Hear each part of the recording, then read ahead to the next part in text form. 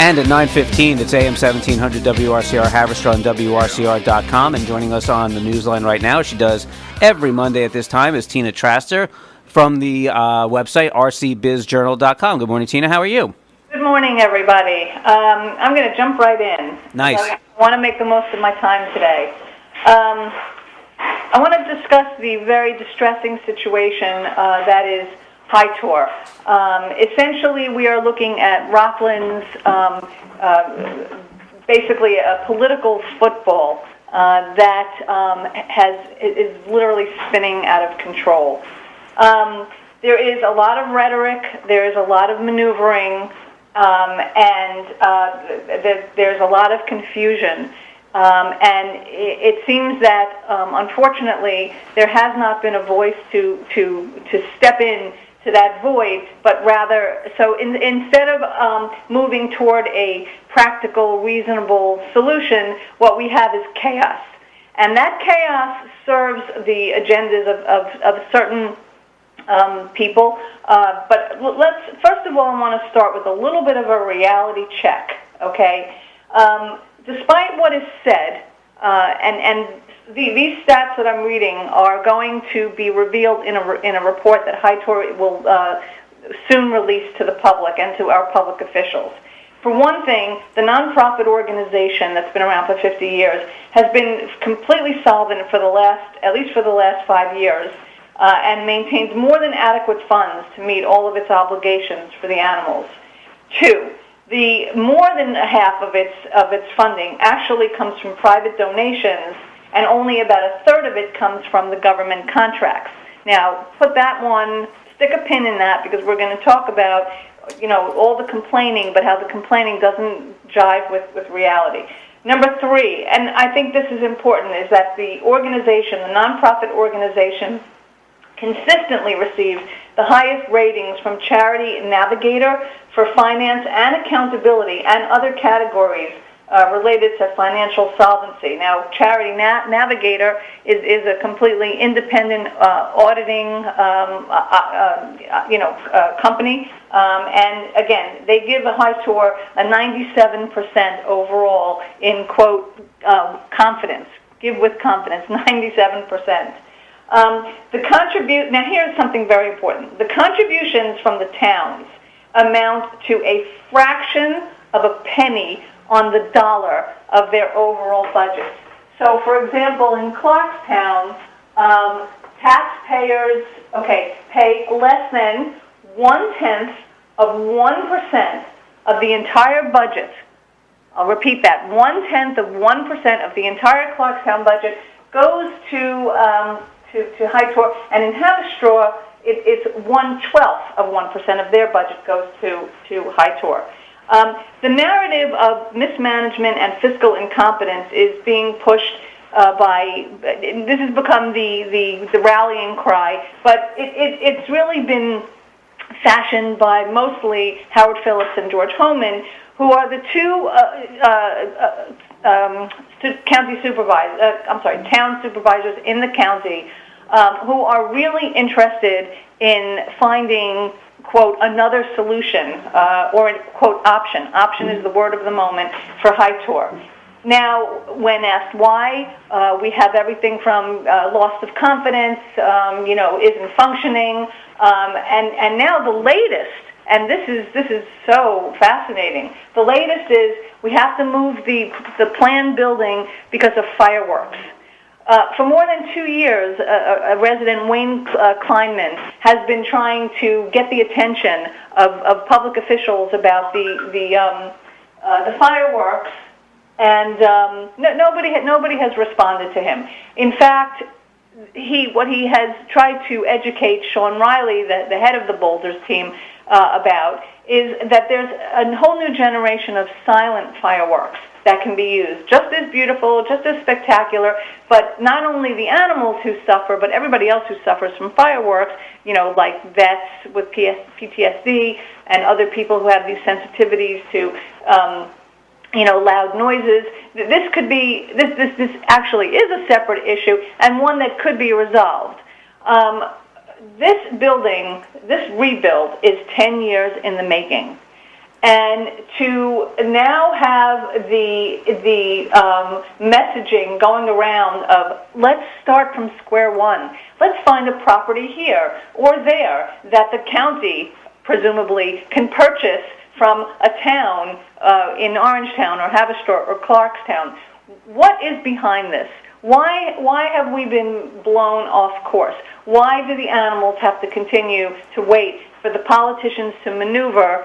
While the citizens have become so accustomed to being beaten down on this that all they can really do is take to Facebook, with bitter comments.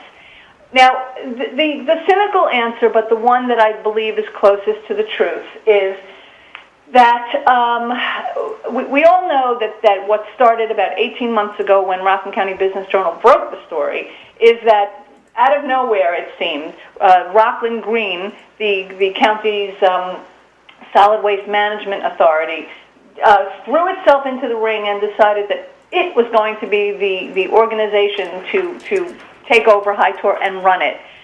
This has had many scratching their heads. Nobody really understood it. But what it really had boiled down to is that Howard Phillips, who's the supervisor of Haverstraw and also the chairman of Rockland Green, had kind of hatched this idea that if the supervisors of the towns could control a future animal shelter, well, that would be much better than what we have now. And in that plan, what the county got was no specifics about that plan.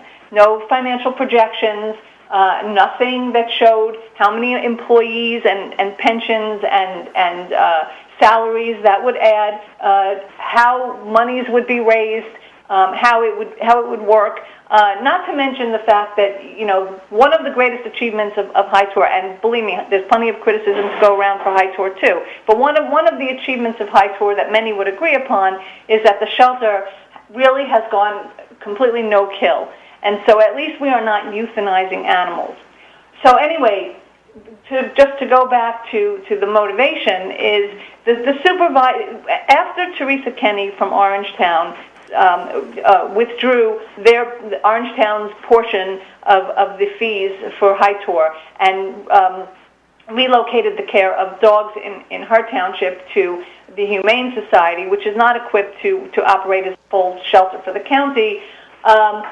That started to then we started to hear the grumblings of Phillips and Homan, who started a while back, basically pushing the message that Hi-Tor was inefficient, that it wasn't operating correctly, and kind of showing essentially showing that they want to be in control of how this shelter operates.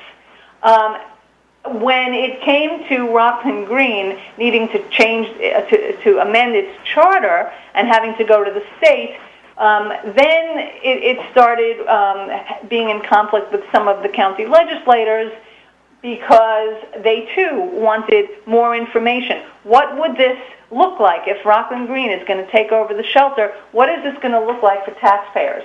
I mean, presumably, if Rockland Green steps in and they hire a slate of people, or they appoint an executive director from some pool of people here in the county, I mean, what is that going to do to the taxes, for taxpayers?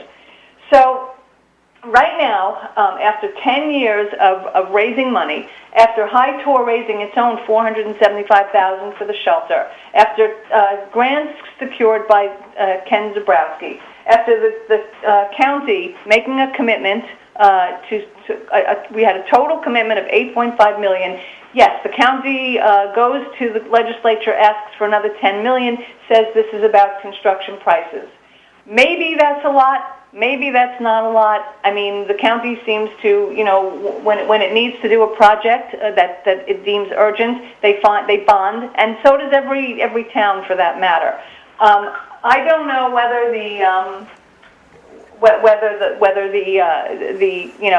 the price is too much, but is the discussion really about we need another location, Or is it really about trying to figure out how to get this done? I mean, are we really going to turn back the clock and start from ground zero and hire another architect to design another shelter at another location in a town? And who's going to run this?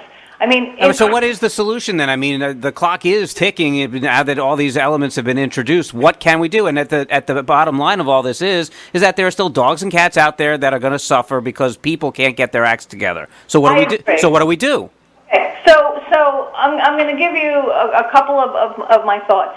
Here's what would be the absolute best outcome, though I don't know if it's possible. Okay. The absolute best outcome would be for Hi-Tor, which at least has put in 50 years, and has the trust of many. Okay, not all, but many. Certainly not all. No, not by a long shot. But okay. Well, for one thing, Hi-Tor absolutely needs to do a better message of communicating, of getting out there, of having a public face that is not one that's got that's got egg all over it. Okay, Hi-Tor has not done its end of really projecting any kind of strength and competency, even though the numbers belie that, even though the numbers show that it's doing okay.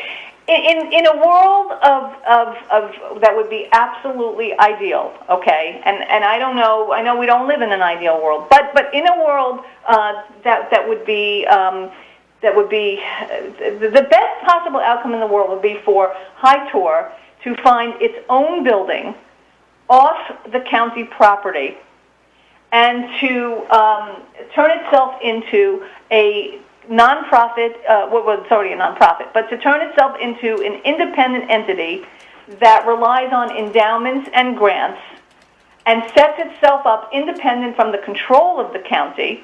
And then, because it would be operating, and it would be the only functioning shelter, the towns would have to suck it up, and they would have to probably utilize the facility and pay to do so. And ultimately, it would take the county out of the equation, which would take away the control of the legislators to decide how much to spend on a rebuild and whether or not Rockland Green should be the one. Hi-Tor needs a building. Hi-Tor needs independence. Hi-Tor needs to get out from under the thumb of the county. I don't know if that sounds far-fetched. To me, it doesn't sound impossible. There are many, many shelters around the country that operate just in the way I have just outlined, where it is not a municipal entity, it is not a county entity, but it is a nonprofit. And then if the towns want to use their services, then they have to pay for them. The alternative is going to be some configuration of a shelter that is controlled essentially by the county supervisors. And I don't think that that's the best outcome for the animals, and I don't think that's the best outcome for the taxpayers. So if anybody out there is listening, and if anybody out there wants to, step forward, if there's a fallow building, for example, Hi-Tor has contributed $475,000 to this rebuild.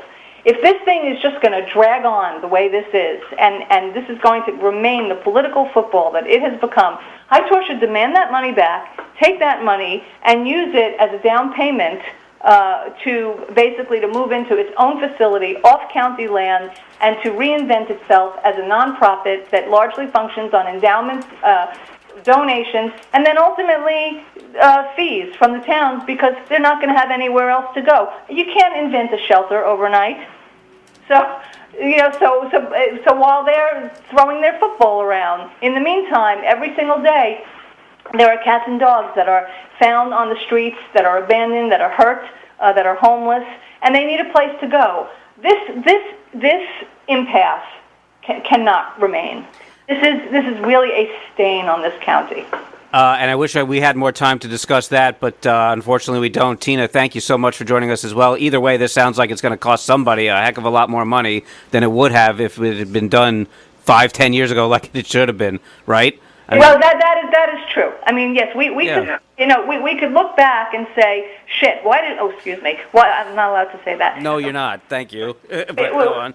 We could say, why did we drag our heels? Well, why are we in this position? Who couldn't foresee, this inflation? We could do that, but it's the hand wringing is not going to solve the problem. We have to look forward. I really believe that Hi-Tor needs to find its own way, and Hi-Tor needs to create an independence that takes it out of the crosshairs that it is now in. I mean, it really, it has to fight for its life. Not for the reasons that shelters fight for their lives, because it's difficult to run and it needs a new building, but because it's now become really like the subject of a hostile takeover, where it's been weakened through some reality and some perception, and now it has to. But you know what? If it squeezes it into a corner and forces it to reinvent itself and gets itself out from under the control of the county, I think down the road and in the future, this would be the absolute best outcome for certainly for the animals, and certainly for the people who work at Hi-Tor, and certainly for all the animal lovers out there who are just so distraught and upset over this. No doubt, high passions on all sides on this issue. Thank you very much, Tina Traster, the editor and publisher of rcbizjournal.com. Check it out. Thank you so much for joining us. We'll talk to you again next week, if not sooner. And have a good week.